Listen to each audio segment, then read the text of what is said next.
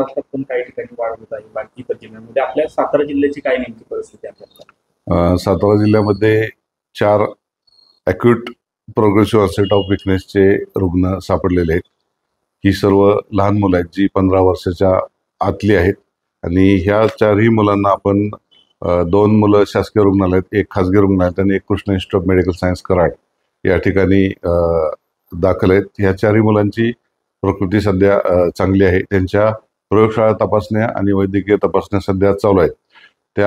त्यांचा अंतिम निष्कर्ष आल्याशिवाय आपण हे रुग्ण GBSचे आहेत असं म्हणू शकत नाही आणि त्यांचा रिपोर्ट आल्यानंतरच आपल्याला त्याबाबत खात्रीनं बोलता येईल.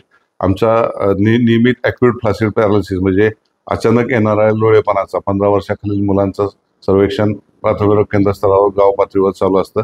त्यातून सापडलेले हे 4 रुग्ण आहेत आणि यांच्या वैद्यकीय तपासण्यानंतरच आपल्याला याबाबत नक्की रोगनिदान सांगता येईल. सर, नेमकं ही लक्षण कशा पद्धतीची असतात, ही नेमकं कशा पद्धतीने काळजी घ्यावी?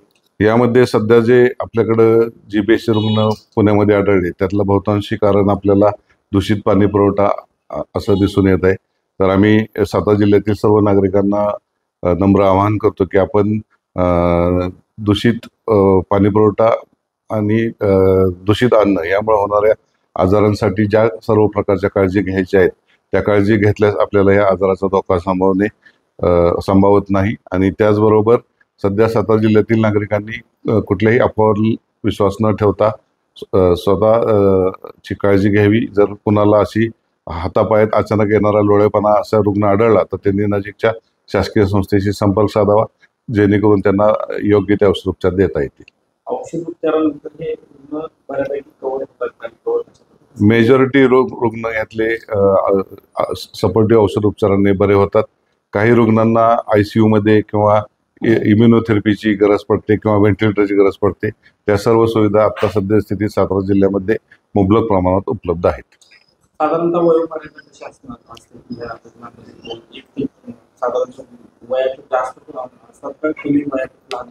आता जे मी पुणे जिल्ह्याची आकडेवारी बघितली तर पुणे जिल्ह्यात सर्व वयोगटात समान प्रमाणात अगदी 10 वर्षापासून 60 वर्षापेक्षा जास्त नागरिकांच्या मध्ये समान प्रमाणातच रुग्ण आढळलेत. एखादा विशिष्ट वयोगट जास्त बाधित झालाय असं काय सद्यस्थितीत आढळून येत नाही.